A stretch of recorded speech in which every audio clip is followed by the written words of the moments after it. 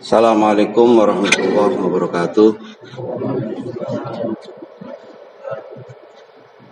Bismillahilladzi hadana lihada wa ma kunna linahtadiya laula an hadana Allah. Asyhadu an la ilaha illallah wahdahu la syarika lah wa asyhadu anna Muhammadan abduhu wa rasuluhu la nabiyya ba'dah.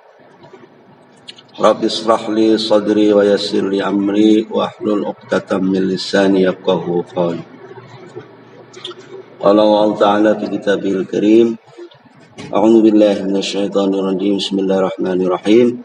Wasari'u ila maghfiratin min rabbikum wa jannatin 'arduha as-samawati wal ard u'iddat lil muttaqin. الذين ينفقون بالسراء والضراء والكاظمين الغيظ والعافين عن الناس والله يحب المحسنين. صدق الله العظيم وصدق رسول الكريم ونحن على ذلك من الشاهدين والشاكرين alhamdulillahirabbil alamin. Hadirin jamaah salat subuh yang dimuliakan oleh Allah Subhanahu wa taala, marilah kita panjatkan puji syukur kehadirat Allah Subhanahu wa taala. Alhamdulillah pagi hari ini kita masih bisa melaksanakan sholat subuh secara berjamaah dan masih diberikan kesempatan, berikan kesehatan, sehat walafiat sehingga bisa bersama-sama berkumpul di Masjid Al-Muhajirin yang mulia ini. Mudah-mudahan majelis yang mulia ini memberikan atau diberkati oleh Allah Subhanahu wa taala sehingga kita semuanya insyaallah selalu dalam keadaan sehat walafiat, dimudahkan segala urusannya dan dimudahkan dalam persoalan hidupnya oleh Allah Subhanahu wa taala. Amin Allahumma amin. Hadirin yang dirahmati oleh Allah Subhanahu wa taala, pada kesempatan pagi hari ini tema yang akan kita kaji bersama adalah tentang akhlak biasa ya. Tema besarnya adalah akhlak. Innama bu'istu liutammima makarimal akhlak. Sesungguhnya aku, kata Rasulullah sallallahu alaihi wasallam, tidaklah diutus oleh Allah Subhanahu wa taala kecuali untuk menyempurnakan akhlak. Ini akhlak begitu sangat penting. Kemudian akhlak itu ada akhlak yang karimah, al-halakul karimah atau akhlak yang mulia, dan ada akhlak yang tercela. Pada kesempatan kali ini akan dibahas atau akan disajikan tentang akhlak yang tercela. Akhlak yang tercela itu tentu juga banyak. Di samping juga akhlak yang karimah atau akhlak yang mulia, akhlak yang baik, akhlakul hasanah juga banyak. Ya, yang tercela antara lain adalah sombong, ujub, takabur, riya, ya. Kemudian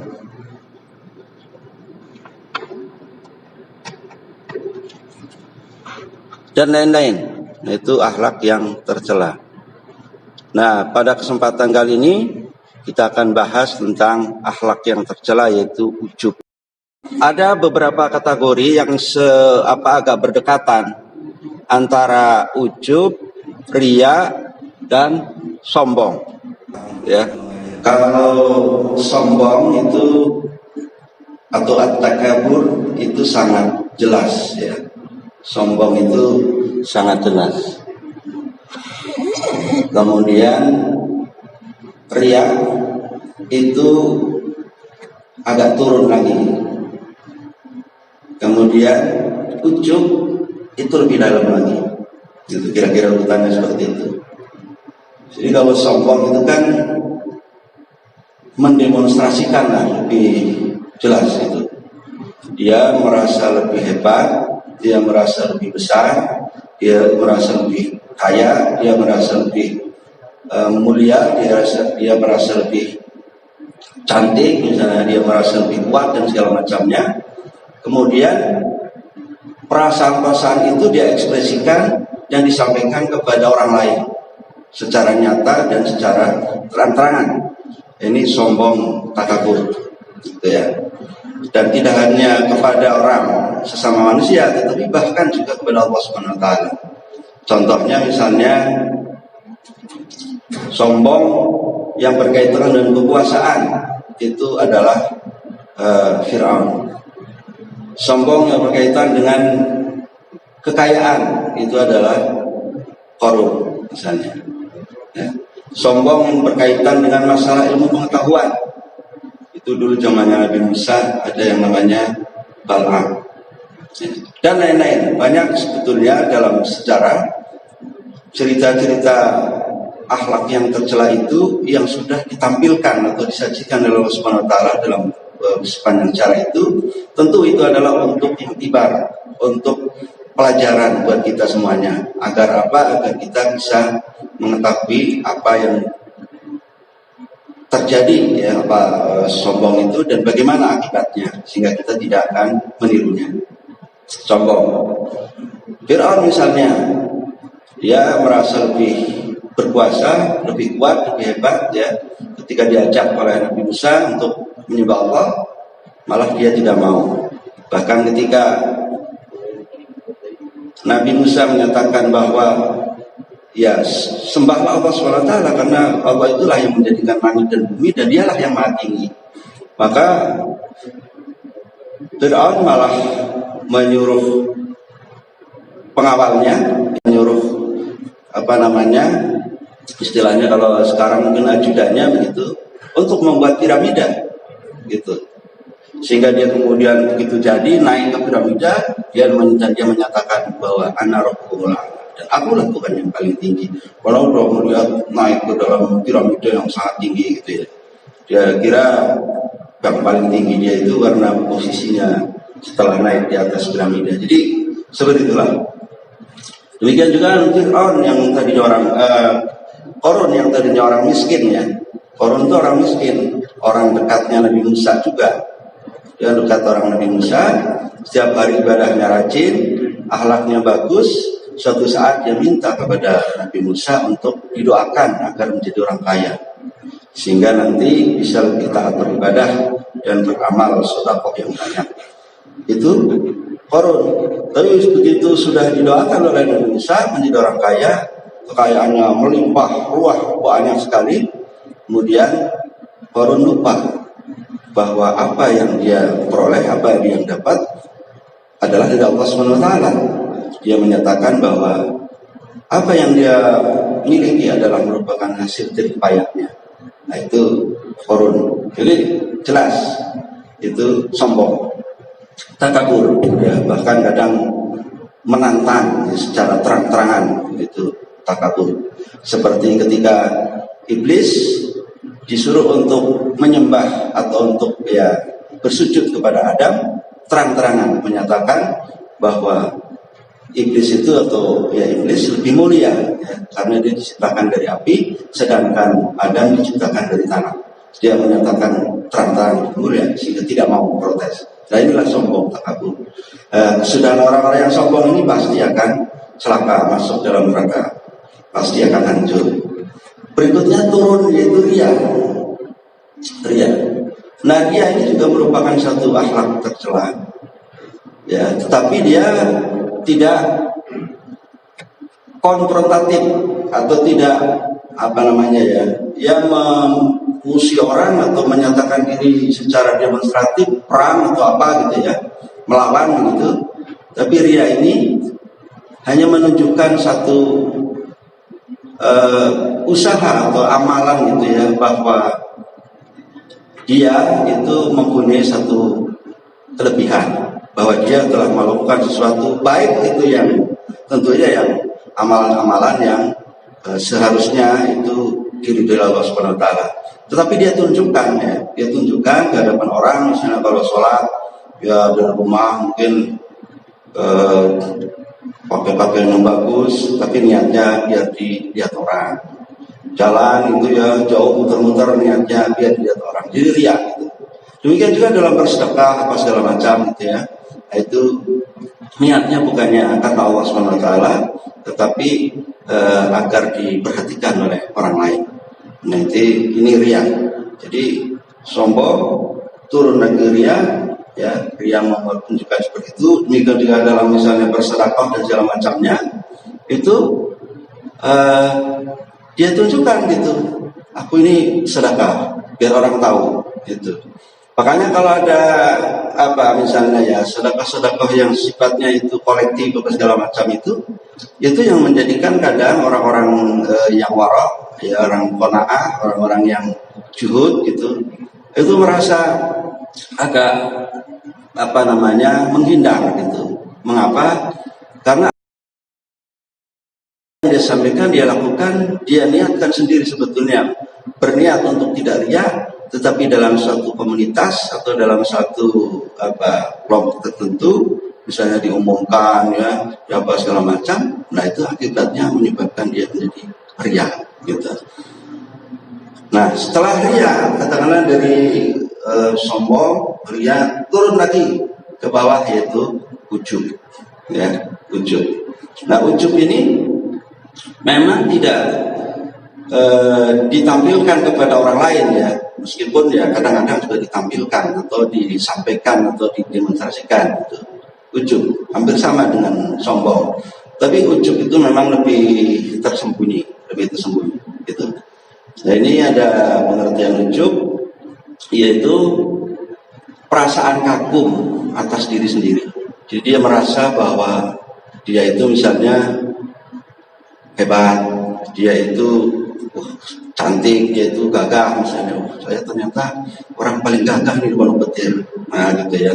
Tapi kekagumannya itu bukan karena keridhaan Allah Subhanahu wa taala, tidak disandarkan kepada Allah Subhanahu wa taala dan kemudian berterima kasih, tetapi merasa hebat dan kemudian nanti suatu saat dia akan kalau diekspresikan menjadi tadi naik ya, menjadi sombong.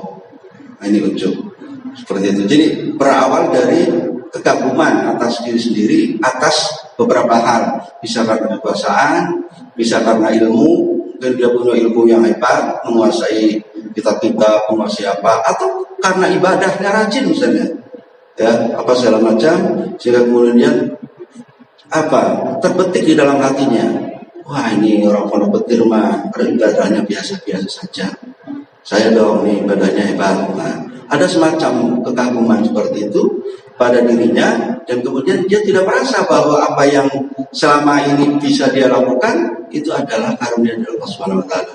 Nah, intinya kalau merasa bukan karena dari Allah Subhanahu wa taala, itulah yang akan bisa menimbulkan ujub. Gitu ya. Ujub atau kekaguman. Merasa diri hebat, bangga diri, terpesona dengan kehebatan dirinya. Ujub. Merasa aman dari siksa Allah juga termasuk ujub. Ya. Misalnya merasa ibadahnya, sholatnya, puasanya, sholat sunnahnya, ya, tahajud, tahajat, apa segala macam, dan perilakunya baik segala macam gitu ya. Merasa aman tapi dari siksa Allah Subhanahu wa taala. Nah, maka dia juga bisa masuk tergelincir ke dalam ujub gitu. Ini dalam surah Al-A'raf disebutkan, A'udzubillahi minasyaitonir rajim. Afa aminu makrallahi fala ya'man makrallahi illa al-qaumul khasirun. Maka apakah mereka merasa aman dari azab Allah yang tidak terduga-duga? Tiada yang merasa aman dari azab Allah kecuali orang-orang yang merugi. Jadi ya merasa bahwa dia sudah cukup dengan ibadahnya, sudah cukup dengan amalan-amalannya segala macam begitu, sehingga merasa aman dari siksa Allah Subhanahu wa taala di suatu saat kelak begitu. Nah, ini yang tidak boleh. Nah, salah satu contohnya mungkin dalam kehidupan masa lalu ya, ada salah seorang tabi'in kalau ayat namanya Abdah bin Abdurrahim. Abdah bin Abdurrahim ya. Itu dia orangnya hebat, hafal Quran 30 juz, ya, agamanya luar biasa, bisa biasa berdakwah ke sana kemari. Kemudian juga suka berjihad di jalan Allah Subhanahu wa taala. Ini Abdah bin Abdurrahim gitu. Tapi ya itu suka terbetik di dalam hatinya satu sifat ujub, di mana dia merasa yang hebat dan merasa saya pasti insya Allah akan masuk surga ya. Nggak ada insya Allahnya kayak itu. Nah seperti itu. Nah pada suatu saat si Abdah bin Abdurrahim ini memimpin perang, ya, menjadi panglima perang dalam penaklukan Romawi, gitu. Wah, dia maju, banyak yang dihabisi sama dia, diantarkan ke neraka oleh Abdah bin Abdurrahim itu. Tapi begitu sudah masuk ke dalam perbatasan Romawi ke istananya, matanya kemudian tertuju kepada gadis cantik Romawi yang sangat elok dan jelita, gitu. Kemudian dia tertarik, terpesona, langsung, ya, berkirim surat. Indah, bagaimana caranya supaya aku bisa ambil ini? Begitu. Saat itu dibalas.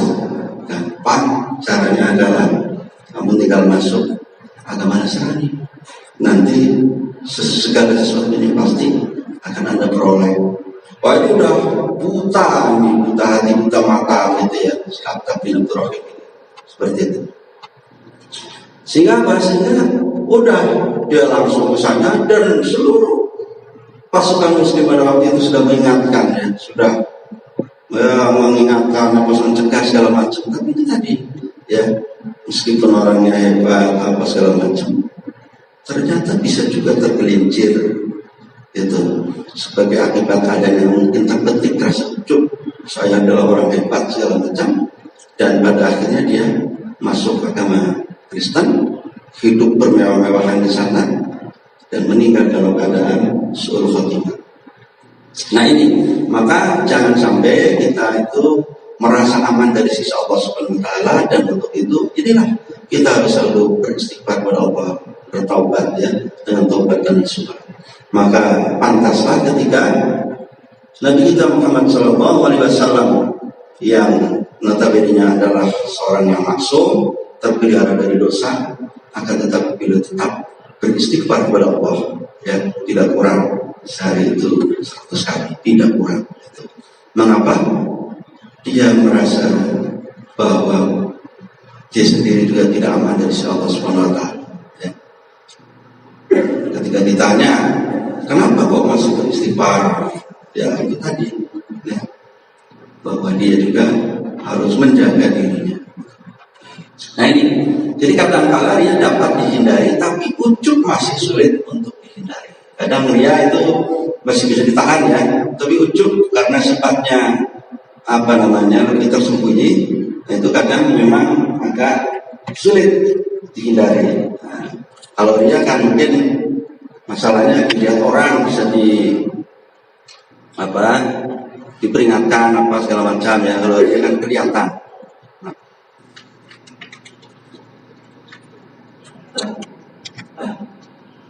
Tapi kalau ujub lebih dalam lagi. Nah ini ujub, penyakit ujub, penyakit hati yang paling tersembunyi. Perasaan ujub bisa datang setiap saat. Orang yang rajin ibadah merasa kagum dengan ibadahnya dia sendiri, dia kagum. Wah, ini yang paling rajin saya. Terbetik dalam hatinya, sehingga kemudian dia lebih besar lagi, gitu, ya. Orang yang berilmu kagum dengan ilmunya, merasa lebih tinggi, ya, lebih menguasai segala macam. Nanti cerita sama istrinya, cerita sama siapanya, itu. Orang cantik juga begitu, kagum dengan kecantikannya. Dermawan juga begitu. Ya, orang berdakwah sana kemari juga bisa terkena penyakit ujub. Nah ini makanya kita harus sangat berhati-hati. Ya, mudah-mudahan sih dengan istighfar, ya, dengan selalu meminta perlindungan kepada Allah Subhanahu wa taala, ya, kita itu dihindarkan dari penyakit hati yang paling dalam, yang paling di dalam, gitu, ya, yaitu ujub ini. Gitu. Nah ini karena kadang bisikan setan, ya, kita sholat tahajud diam-diam, kan, tidak ada yang lihat, tidak ada yang tahu, dan kita tidak cerita pada orang. Kalau cerita pada orang namanya riya, dengan harapan tidak riya, sebab hanya karena Allah SWT. Tetapi di dalam hati berkata-kata, wah aku hebat, bangun setiap malam, tak pernah gagal sholat tahajud. Orang lain mah pada tidur pulas, gitu, ya. Tapi dia mengagumi dirinya, begitu, ya. Nah ini juga bisa jatuh kepada ujub. Tapi kalau dia itu kagum dengan dirinya, alhamdulillah, gitu ya, atas rahmat dari Allah Subhanahu Wa Taala, bisa bangun malam, bisa ini, bisa insya Allah tidak tergelincir ke dalam ujuk. Nanti ada pendapatnya Imam Al-Ghazali, gitu. Nah, ini ada beberapa komentar para ulama tentang masalah ujuk. Ini komentar dari ulama besar, Sufyan Ats-Tsauri, mengatakan bahwa ujuk adalah perasaan kagum pada dirimu sendiri sehingga kamu merasa bahwa kamu lebih mulia dan lebih tinggi derajatnya. Nah, hati-hati, ya, hati-hati kita melihat orang itu. Ada orang yang disenangi, kemudian dihampiri, diajak ngobrol segala macam. Sementara yang lainnya kadang dicuekin segala macam. Mungkin karena nggak menarik atau mungkin karena apa begitu. Nah, ini hati-hati bagi orang yang seperti ini. Takutnya tadi terjerumus ke dalam sifat ujub, gitu ya. Dia tidak menampilkan sehingga tidak kelihatan dia itu riya, gitu ya. Ya, kalau dia dipuji, dia langsung kemudian menyampaikan, ya siapa dulu dong, saya apa segala macam, itu jatuhnya kesombong. Tapi kalau dipuji segala macam kemudian dia menampakkan, ya, secara berlebihan, jatuhnya keria. Tapi kalau tidak sombong, tidak ria, tapi kemudian di dalam hatinya, wah ternyata saya hebat juga ya, apa segala macam. Tapi tadi ya, tidak menyandarkan diri kepada Allah Subhanahu Wa Taala, jatuhnya ke ujung. Nah itu, maka selalu kita harus kepada Allah Subhanahu Wa Taala. Makanya di dalam beberapa waktu yang lalu disebutkan bahwa niat itu sangat penting, ya, niat itu sangat penting. Di situ disebutkan bahwa niat adalah merupakan sesuatu yang bisa menentukan apakah amalan kita itu diterima oleh Allah Subhanahu Wa Taala atau tidak, itu niat. Tuh. Kemudian dari Uqrib rahimahullah, dia berkata, kalau aku tidur tanpa tahajud dan bangun dalam keadaan dalam keadaan menyesal, itu adalah lebih baik dari aku bertahajud tetapi merasa kagum dengan amalan tahajudku tadi. Jadi dia kalau misalnya tidur kemudian sampai pagi dia menyesal tidak tahajud, menurut beliau itu lebih baik daripada dia bangun malam tahajud, ya, tapi kemudian dia mengagumi dirinya sendiri, kagum terhadap apa yang dia lakukan, gitu ya, kagum. Tapi tadi lepas kontrol, ya, bukan karena ada min fadli rabbi, ini adalah fadilah utamaan, ya, berkat dari Allah Subhanahu Wa Taala, bukan begitu. Tapi itu tadi merasa hebat atau segala macam sehingga saya bisa tahajud, gitu ya, itu jatuh ke ujung. Makanya Mufti rahimahullah ini menyatakan seolah-olah begitu pernyataannya, mendingan saya enggak sholat tahajud, ya, dan saya menyesal karena tidak sholat tahajud, daripada sholat tahajud tapi kemudian saya merasa hebat, merasa amalan tahajud kita tadi lebih hebat dari orang lain. Nah itu menurut dia. Nah inilah sampai ke dalam situ. Nah ini ujub, ya. Ini ada seorang sahabat Nabi namanya Abu Ubaidah Al-Jarrah yang menjadi imam. Setelah selesai salam beliau berkata, setan selalu menghasut aku supaya merasa aku ini lebih hebat dari orang di belakangku. Makanya si ulama ini Abu Ubaidah, ya, akhirnya mendingan aku tidak mau menjadi imam sampai kapanpun daripada dia punya perasaan merasa lebih hebat dari makmumnya. Makanya hati-hati jadi imam juga, kalau nanti ada perasaan ujub kayak begitu, sayang, gitu ya, sayang. Maka mendingan jadi makmum daripada nanti jadi imam tapi perasaannya itu lepas kendali dari Allah Subhanahu Wa Taala, gitu. Ini lalu jadi imam tentu dengan meminta perlindungan dan keridhaan dari Allah Subhanahu Wa Taala jauh lebih bagus daripada jadi makmum, kan begitu. Tetapi kalau kita merasa, kan kita bisa mengukur dirinya, ya. Kalau kita merasa bahwa nanti akan terjerumus ke dalam ujub seperti itu, ya kita berlindung kepada Allah Subhanahu Wa Taala dan mendingan tidak jadi imam. Itu kira-kira ya pemahamannya terhadap Abu Ubaidah ini. Kemudian ingatlah semua kelebihan adalah anugerah dari Allah Subhanahu Wa Taala. Oleh karena itu kagumlah hanya kepada Allah SWT, bukan kepada diri sendiri. Imam Nawawi dalam kitabnya ya, juga beliau menyatakan, ketahuilah bahwa keikhlasan niat itu terkadang dihalangi oleh penyakit ujub. Barang siapa ujub dengan amalnya sendiri, maka akan terhapus amalnya. Ini dalam syarah Arba'in Nawawiyah ya. Hanya tanpa sifat ujublah baru ikhlas 100%, itu menurut Imam An-Nawawi. Ini hikmahnya ya. Saya langsung ke sini saja. Ini apa yang disampaikan oleh Imam Al-Ghazali dalam Ihya Ulumuddin jilid 3 halaman 390 tentang ujub. Wa haqiqatul ujbi takabburun ya. Hakikat daripada ujub itu adalah takabur ya, tapi takaburnya dari sombongnya itu sombong yang di dalam dirinya, dalam hatinya, belum diikrarkan. Kalau diikrarkan itu takaburnya sudah tadi masuk ke dalam kata sombong. Yahsulu fil batini bitahayyuli kamali min ilmin wa amal. Ya. Yaitu di dalam hatinya, di dalam batinnya itu ya mengagumi akan kesempurnaan dirinya, kehebatan dirinya gitu ya. Ya, akan kamal, akan kesempurnaannya, mungkin kegantengannya, segala macamnya.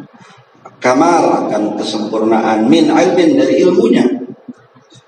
Dia merasa ilmunya lebih tinggi, lebih hebat dari yang lainnya gitu. Wa amalin, dan dari amalnya, dari perbuatan-perbuatan sehari-harinya, merasa lebih mungkin dermawan apa segala macam. Maka itu jatuh kepada ujub. Tapi fa'in kana khaiban ala zawadi, cuma kalau kesempurnaan ilmunya, amalnya atau yang lain itu ya, itu didasarkan atas rasa khaiban, takut ya, ala zawadi, akan tergelincir kepada neraka atau kepada sesuatu yang menyebabkan dirinya itu ujub, maka fahuwa ghairu mujibin, dia tidak termasuk dalam kategori ujub. Jadi dia menyatakan bahwa dia itu ya alhamdulillah saya diberi kesehatan, saya itu sempurna, badannya segala macam gitu ya. Kemudian ilmunya juga ya alhamdulillah lah, begini-begini juga yang ngerti dikit-dikit apa tentang apa gitu ya. Kemudian dermawan segala macam begitu. Tapi tadi dia karena takut kepada Allah SWT, dia tidak tergelincir, tidak masuk ke dalam ujub. Tapi wa in kana yaqrahu bi kaunihi ni'matan minallahi bahwa laisa mujiban, sama. Ini juga kalau kesempurnaannya apa segala macam itu ya kenikmatan dari Allah Subhanahu wa taala, merasa bahwa itu adalah nikmat dari Allah Subhanahu wa taala, bahwa laisa mujiban, dia itu tidak termasuk ke dalam ujub. Jadi kayaknya kuncinya itu memang kita harus selalu bersandar kepada Allah Subhanahu wa taala, ya billahi ta'ala, dalam segala perbuatan, dalam segala hal, dan selalu itu faida fa'ana fahisatan aw zalamu, itu aja. Ya, itu apabila kita berbuat sesuatu yang tidak baik atau dan lainnya, ingat kepada Allah Subhanahu wa taala, fastaghfir, dan dia istighfar, meminta ampun kepada Allah Subhanahu wa taala. Maka insya Allah jatuhnya tidak ujub. Jadi bal huwa masrurun bi fadlillahi, akan tetapi yang demikian itu adalah merupakan satu masrur, kegembiraan ya, bifadlillahi, atas fadilah, keutamaan, kesempurnaan ataupun karunia dari Allah Subhanahu wa taala. Nah, wa in kana nadhiran ilaihi min haitsu huwa sifatun ghairu multafid ila imkanil zawali wa la ilal munaimihi ila sifatin nafsihi fahadha al-ujub. Ya. Sebaliknya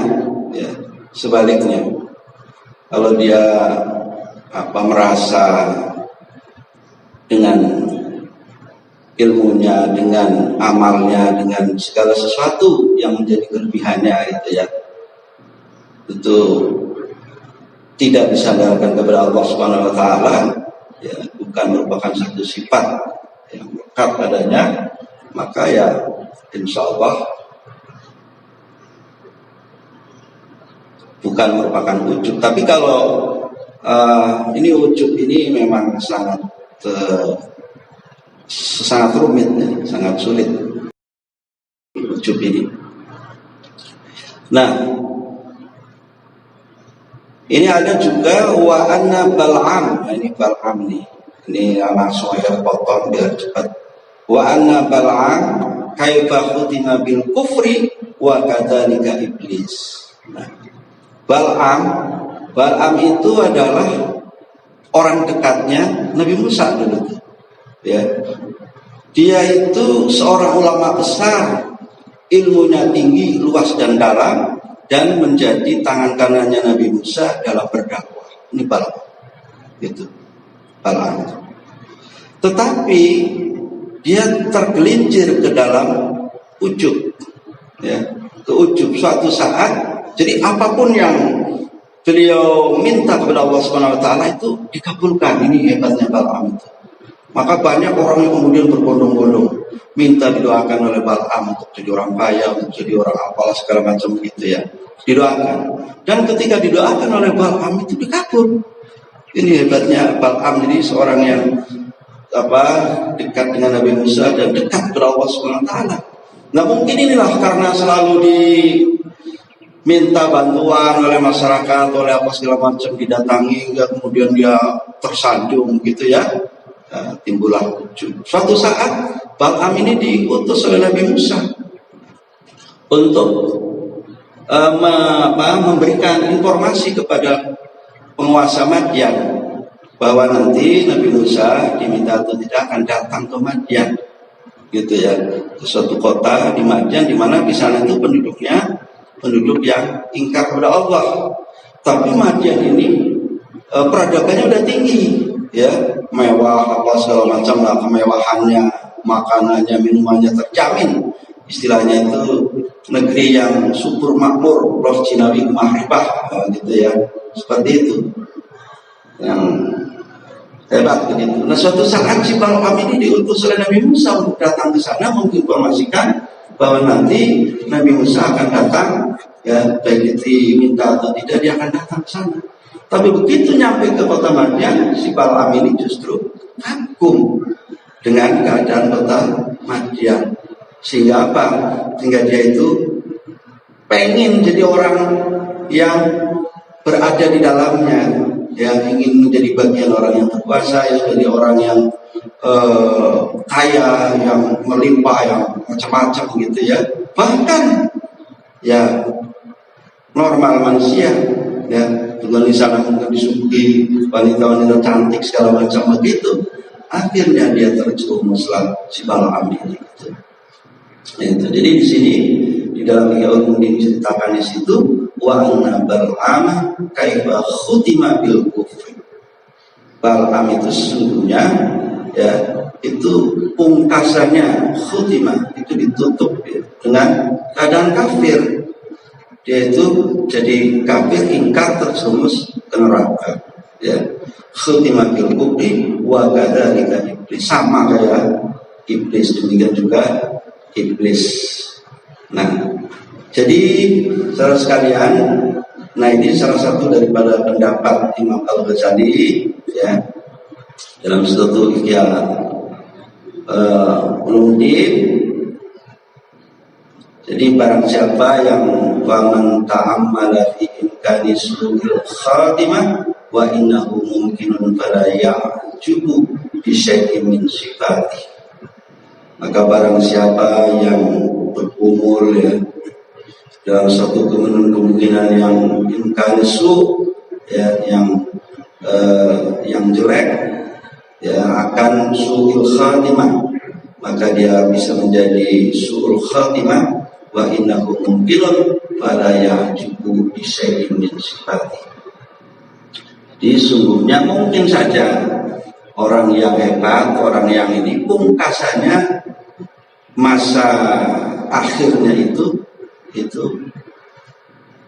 tidak husnul khotimah, tapi husnul khotimah. Tapi bisa jadi orang yang dalam kehidupan sehari-harinya itu orang yang tidak baik, bahkan jahat atau segala macam, akhir hidupnya itu justru husnul khotimah. Bisa saja seperti itu. Maka kita tidak boleh merasa lebih hebat, merasa lebih mulia. Mengapa? Karena kehidupan kita itu ujungnya itu adalah selalu meminta kepada Allah Subhanahu wa taala, tawaffani muslimah wa alhiqni bis shalihin. Ya Allah, wafatkanlah hamba dalam keadaan muslim wa alhiqni bis shalihin, dan nanti supaya dikumpulkan dengan orang-orang yang saleh. Nah, para ulama ahli sufi menggambarkan ini. La tubarrih qatta'atu li'annaha barzat minka li'annahu yurizul ujba wal ibra wa ihmal as-syukr wa afrah biha li'annaha barzat minallahi ilaika. Qul bi fadlillahil islam wa bi rahmatihil qur'an fa bidzalikal fadlu wa rahmatu falyafrahu wa khairum mimma yajma'un. Ya. Jangan sesekali merasa diri kita paling taat kepada Allah. La tubarrika at-ta'atu. Jangan sesekali merasa diri kita itu lebih taat, paling taat kepada Allah Subhanahu wa taala. Li'annaha barzat minka, karena ia dapat membawa malapetaka untuk Li'annahu yurithul ujba wal ibra wa ihmal syukri. Ini bisa membawa malapetaka seperti menganggap diri kita yang paling mulia atau ujub, mulia atau ujub, takabur, kemudian lupa akan segala nikmat-nikmat yang diberikan oleh Allah Subhanahu wa taala, wa ikmalu syukri, maka wafrah biha li'annaha barzat minallah. Gitu.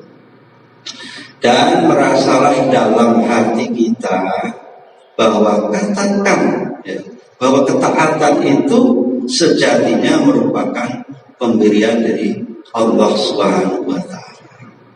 Pemberian dari Allah semata, dengan petunjuknya lah Allah telah memberikan satu karunia cahaya, keislaman dan iman yang diridainya. Maka qul bi fadlillahil islami wa bi rahmatihil qur'an fa bidzalikal fadlu wa rahmatu falyafrahu wa khairum mimma yajma'un. Oleh karena itu ini Allah Subhanahu wa taala menyatakan dengan kasih sayangnya turun Al-Quran sebagai pedoman sehingga kita mampu membedakan mana yang hak, mana yang batil. Dengan demikian merasalah bergembira yafrahu dalam hati atas segala anugerah yang telah dilimpahkan kepada kita. Fal yafrahu, kita bergembira, wa khairum mimma yajma'un, karena Allah Subhanahu wa taala dan anugerah dari Allah Subhanahu wa taala itulah merupakan limpahan rahmat Allah Subhanahu wa taala kepada kita dari sebagian nikmat yang menyeluruh jemaah. Bapak hadirin yang dirahmati Allah Subhanahu wa taala, ini sebab-sebab ujub. Sebab-sebab ujub. Ada faktor lingkungan dan keturunan. Lingkungan kita membentuk diri kita menjadi ujub.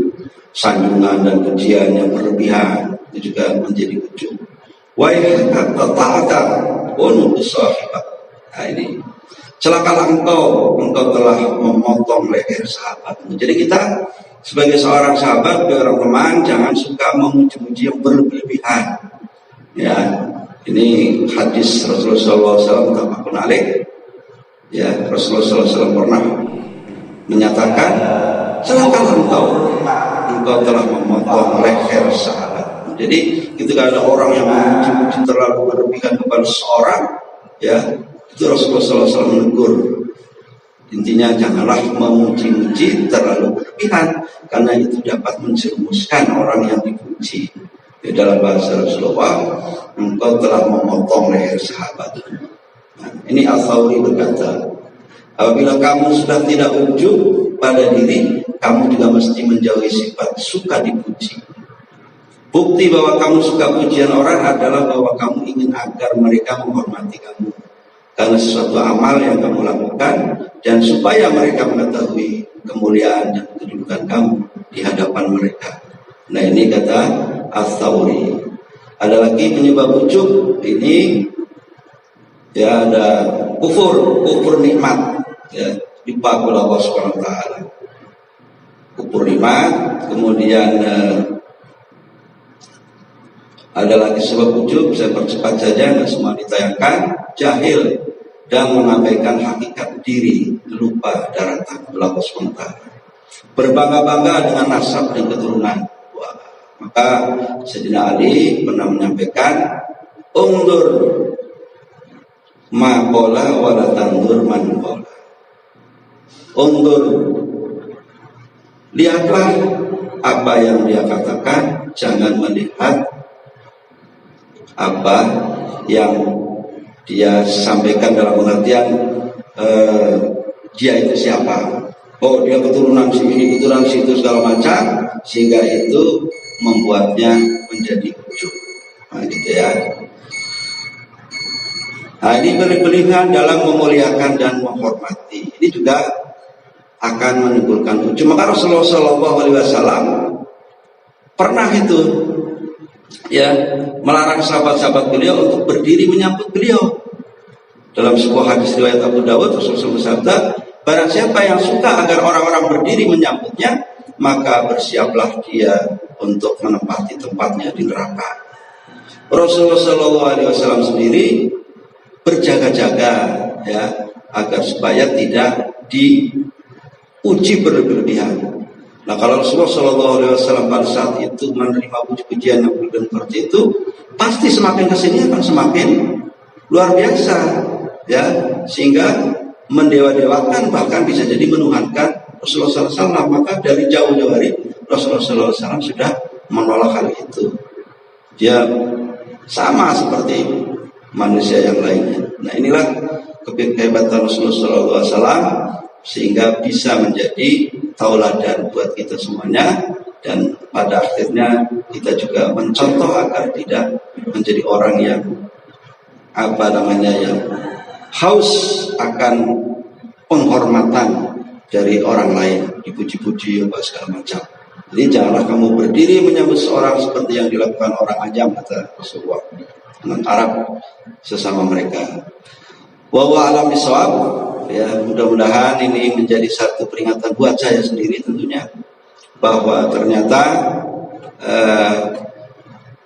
tidak hanya sombong, takabur, kemudian mungkin kita bisa mengerem atau menghindari, tapi masuk ke dalam, turun lagi, ternyata masih ada riya, ya, riya.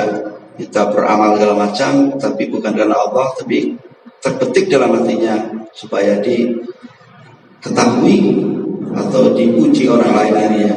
Tapi setelah itu kita lepas dari riya, juga bisa jadi, ya, lebih dalam lagi, kita menjadi orang yang ujub, yang kagum terhadap diri sendiri, ya, tetapi tidak merasa bahwa apa yang dia punya, apa yang dia miliki, baik itu kekuasaan, ilmu, kekayaan, cantikan, ya, kemudian apalagi segala macamnya yang merupakan kelebihan-kelebihan itu merasa bahwa itu adalah hasil usaha jerih payahnya sendiri, tanpa ada campur tangan atau rahmat dari Allah Subhanahu wa taala. Nauzubillah min dzalik.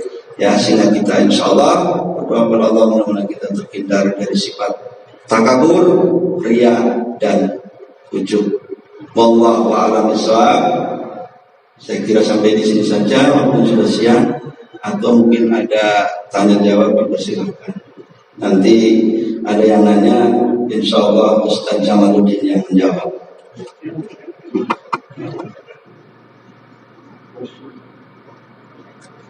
Maka silakan. Kalau tidak ada, sampai di sini saja.